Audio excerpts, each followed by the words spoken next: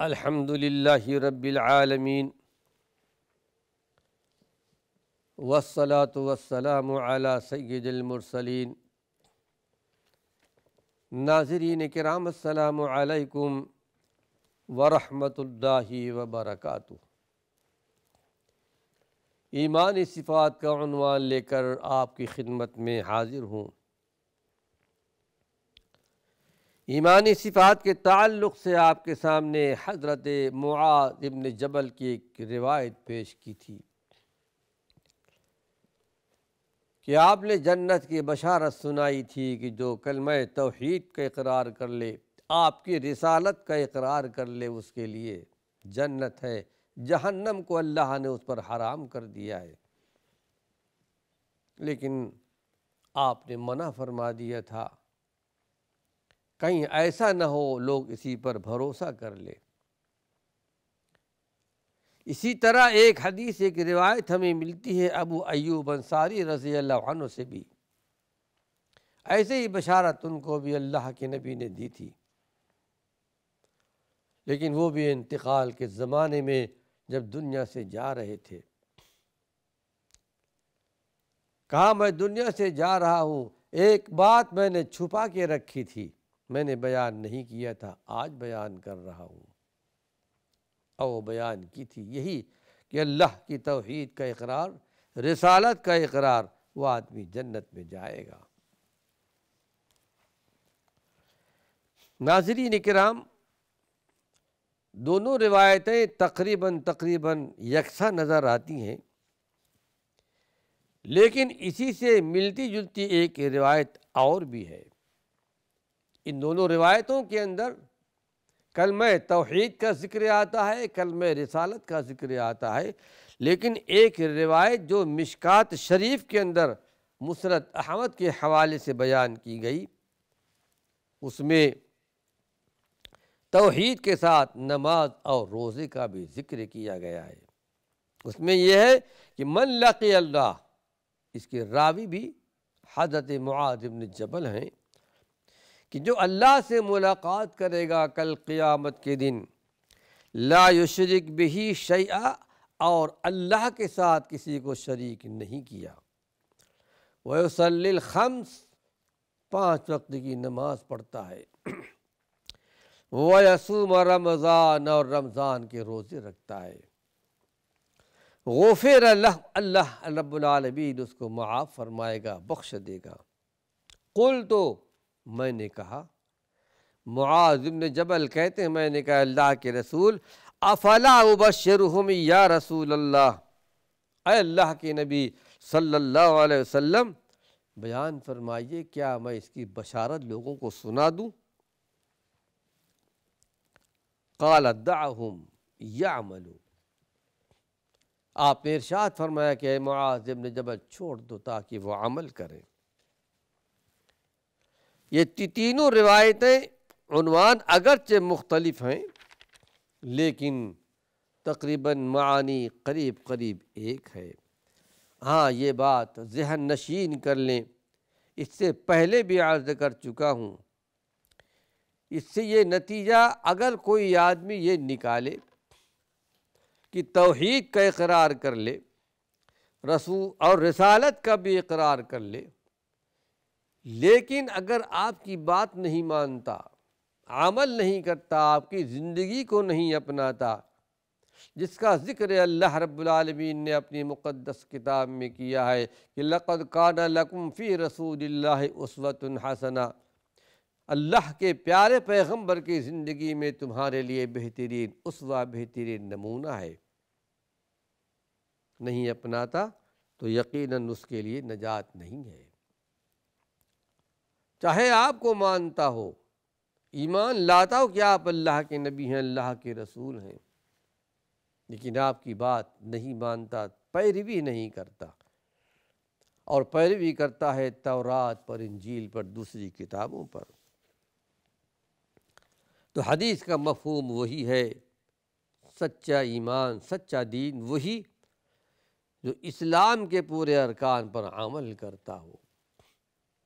آئیے اس ضمن میں ایک حدیث اور آپ کو سناتا ہوں، یہی معاذ بن جبل رضی اللہ عنہ اللہ نے علم و عمل میں، تقوی طہارت میں بہت بڑا مرتبہ، بہت بڑا درجہ اللہ نے معاذ بن جبل کو دیا تھا۔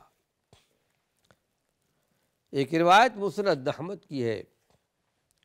مسند احمد یہ حدیث کی ایک مشہور کتاب، تقریباً 12 جلدوں میں ہے شرح کے ساتھ، جس کی شرح موجود ہے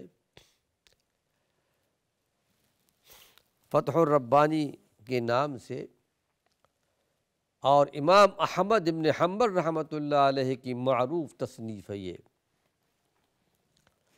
معاذ بن جبل کی روایت کہ قال رسول اللہ صلی اللہ علیہ وسلم، کہ اللہ کے نبی صلی اللہ علیہ وسلم نے ارشاد فرمایا، مفتاح الجنت شہادت اللہ الہ الا اللہ،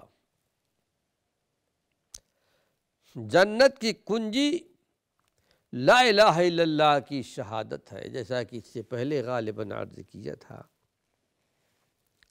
لا الہ الا اللہ کا کہہ لینا حقیقت میں یہ جنت کی کنجی ہے، جنت کی کنجی ہاتھ میں آ گئی۔ اب عمل کریں گے، جیسا کہ ایک دوسری حدیث میں آتا ہے، آپ نے ارشاد فرمایا کہ کنجی کے دندانے بھی ہوتے ہیں۔ کنجی تو ہاتھ میں آ گئی لیکن دندانے اس میں نہیں۔ دندانے کب پیدا ہوں گے؟ جب نیک عمل کیا جائے گا، وہی الاعمال الصالحات، وہ نیک اعمال ہیں۔ تو حقیقت میں یہاں وہی بات، جیسا کہ ہمارے اور آپ کے اس دور میں اگر کوئی جو اسلام سے دور ہے، اس سے کہا جاتا ہے بھئی کلمہ پڑھ لو، ظاہر ہے کلمہ پڑھ کر اسلام میں آ گیا۔ کلمہ پڑھنے کا مطلب یہی ہے کہ تم پورے اسلام پر تمہیں عمل کرنا ہے۔ صرف زبان سے لا الہ الا اللہ کہہ لیں گے کام نہیں چلے گا، محمد رسول اللہ صرف کہہ دے کام نہیں چلے گا، پورا عمل کر کے دکھانا ہے۔ تو کلمہ پڑھ لو یعنی اس کا مطلب یہ ہے کہ میں اسلام قبول کرنے کے بعد اب میں پورے اسلامی احکامات پر عمل کروں گا۔ حقیقت میں لا الہ الا اللہ کی شہادت کا مطلب اور مفہوم یہی ہے۔ اللہ سے دعا ہے پروردگار عالم ہمیں عمل کی توفیق نصیب فرمائے۔ آئیے اس ضمن میں ایک روایت اور آپ کے سامنے، بڑی مشہور روایت ہے، اس کو امام بخاری رحمۃ اللہ علیہ نے بھی نقل کیا ہے، امام مسلم رحمۃ اللہ علیہ نے بھی نقل کیا ہے۔ عن ابی ذر قال اتیت النبی صلی اللہ علیہ وسلم، ابو ذر غفاری کہتے ہیں، بڑے مشہور صحابی ہیں، قبیلہ غفار کے رہنے والے، مکۃ المکرمہ آ کر کے آپ پر ایمان لائے تھے، اور پھر خود ہی بیان کرتے ہیں کہ میں 1 مہینہ مکۃ المکرمہ میں قیام کیا۔ سخت مخالفت کا زمانہ تھا اللہ کے رسول صلی اللہ علیہ وسلم کے ساتھ، آپ کا نام لینا دشوار تھا، میں کسی سے پوچھ بھی نہیں سکتا تھا، حرم میں رہتا تھا۔ کہتے ہیں صبح کو زمزم پی لیتا، شام تک سیراب رہتا، شام کو پی لیتا تو صبح تک سیراب رہتا، 1 مہینے تک زمزم کا پانی پی کر گزارا تھا۔ ایک طویل واقعہ ہے۔ پھر حضرت علی رضی اللہ عنہ سے ملاقات ہوئی اور آپ تک پہنچے اور آپ پر ایمان لے آئے، اور پھر ایک مرتبہ آپ نے بشارت سنائی تھی کہ ابو ذر، اور بھی لوگ بیٹھے ہوئے تھے، غالباً 3 آدمی تھے، کہا تم میں سے 2 آدمیوں کا انتقال آبادی میں ان کا انتقال ہوگا، وہاں دفن کیے جائیں گے،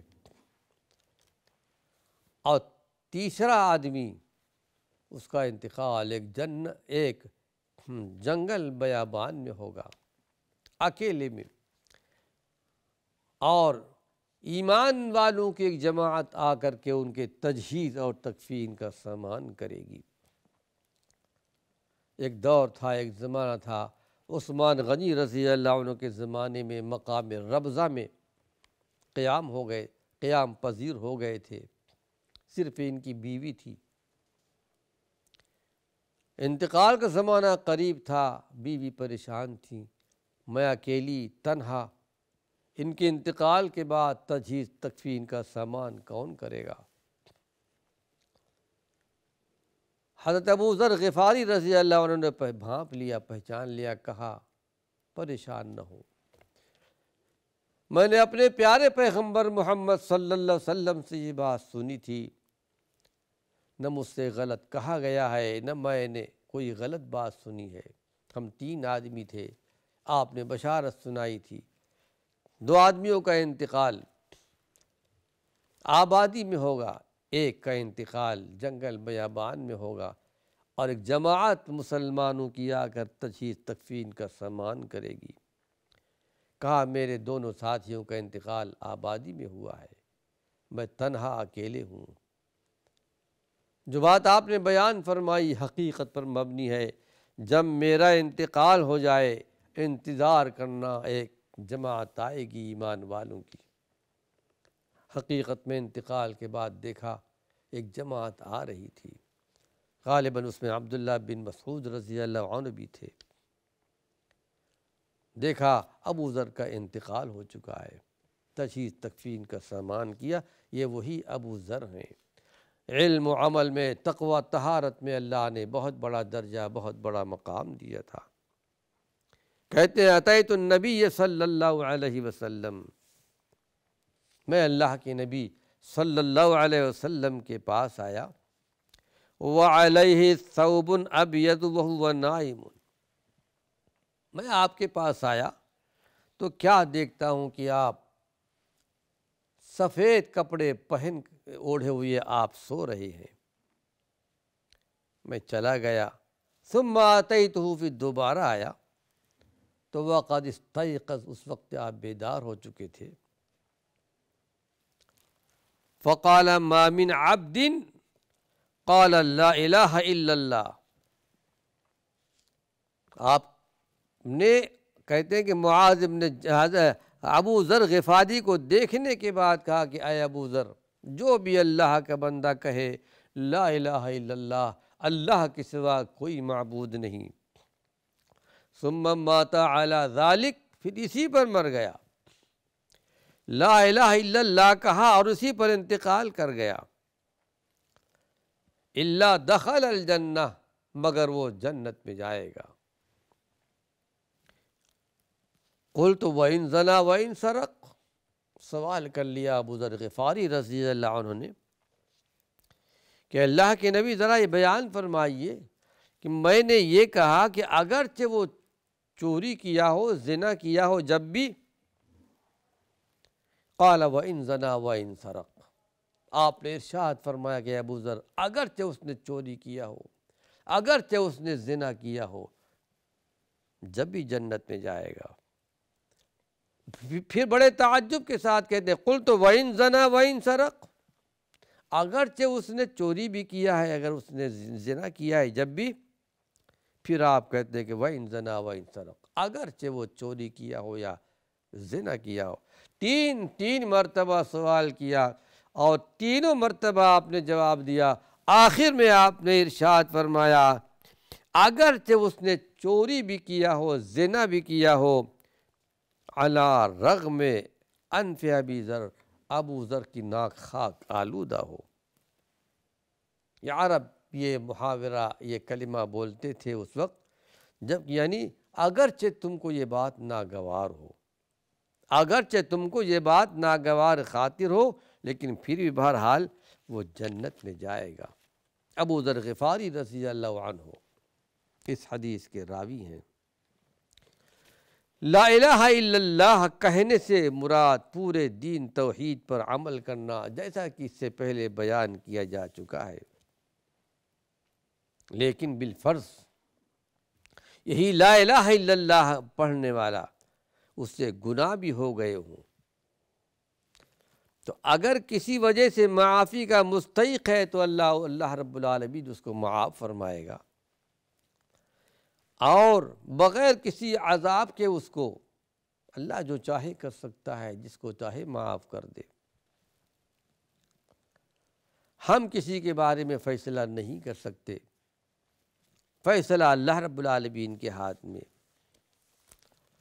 لیکن ہاں اللہ رب العالمین نے ایک قانون بنا دیا ہے، لا الہ الا اللہ کا کہنے والا جنت میں جائے گا۔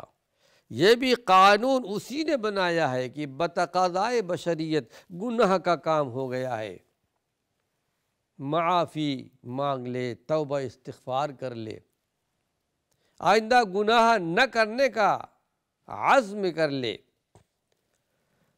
تو اللہ اس کے سارے گناہوں کو معاف کر دیتا ہے۔